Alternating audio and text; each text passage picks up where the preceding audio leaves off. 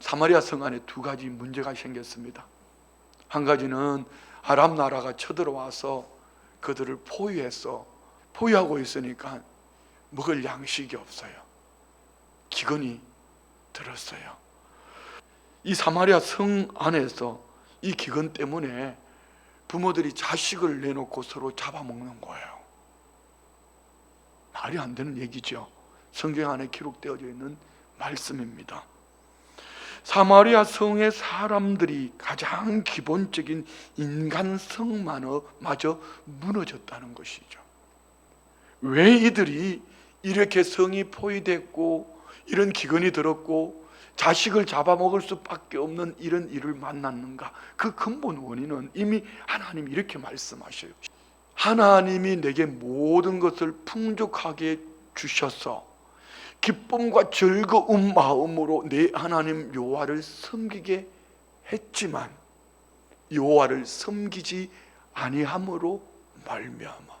이 본문에 보면은 그 당시 리더십이라고 말하는 왕 요람 왕이 아버지 아합 때부터 하나님의 말씀을 버리고 하나님이 버린 것을 회개하고 옷을 찢고 베옷을 입은 것이 아니라 지금 누구를 탓하고 있습니까?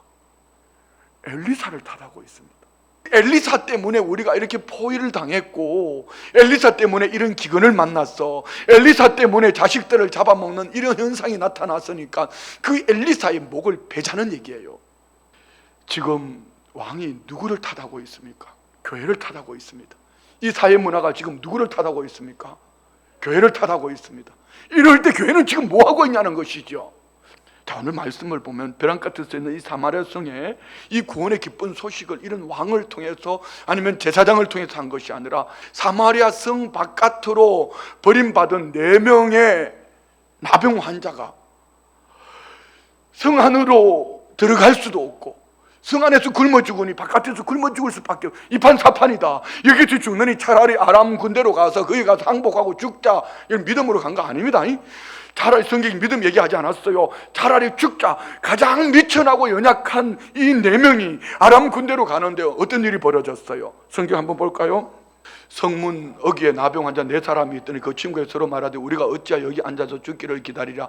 만일 우리가 성읍으로 가자고 말한다면 성읍에는 굶주림이 있으나 우리가 거기서 죽을 것이요 만일 우리가 여기서 머무르면 역시 우리가 죽을 것이라. 그런즉 우리가 가서 아람 군대에 항복하자. 그들이 우리를 살려두면 살 것이 우리를 죽이면 죽을 것이라 하고 아람 진으로 가려 하여 헤어질 무렵에 일어나 아람 진영 끝에 이르러 본즉 그곳이 한 사람도 없으니 이는 죽겠어.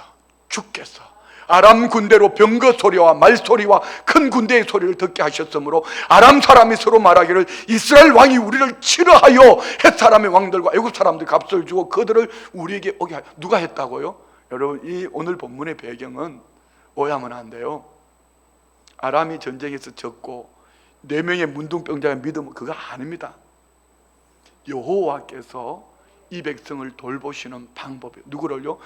가장 미천한 버림받은 그들이라 할지라도 죽으면 죽으리다 나아가는 그들로 인하여 하나님은 하나님의 일을 감당하셨더라면 나병 환자들이 그 친구에게 서로 말하되 우리가 이렇게 해서는 아니 되겠도다. 오늘은 아름다운 소식이 있는 날이거늘 우리가 침묵하고 있도다. 만일 밝은 아침까지 기다리면 벌이 우리에게 미칠지니 이제 떠나 왕궁에 가서 알리자 하고.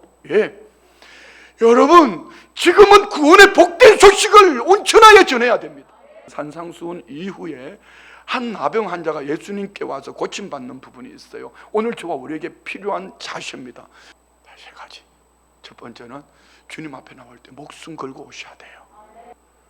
두 번째요, 보배로 말씀을 한쪽 귀로 듣고 흘리는 것보다 예수님 발 앞에 무릎 꿇고 엎드려 절하며 간구하는 것, 이게 있어야 됩니다. 세 번째요, 내가 원하는 것 말고 아버지의 원하심을 쫓아서. 그랬더니 예수님 어떻게 하시죠? 다음 절 볼까요? 예수께서 불쌍히 여기사 손을 내밀어 그에게 여러분, 이 당시 율법으로 나병 환자의 손 대면은요 부정해서. 그런데 예수님이 손을 내밀었다 무슨 얘기죠? 이미 그는 고침받은 자예요. 내가 원하노니 깨끗함을 받으라. 이것이 오늘 저와 우리 안에 우리 다음 세대들에게 한국교회, 조국 대한민국과 이 나라의 미래에 있어야 되는 거. 말씀 맞습니다. 지금 누구 탓할 거 없어요. 누구 말할 거 없어요.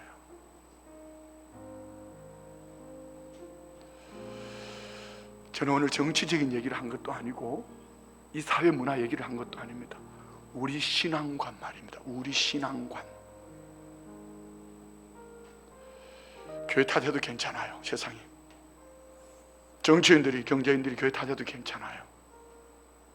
우리가 바른 가치관으로 껴있어야 돼요. 우리 찬송합시다.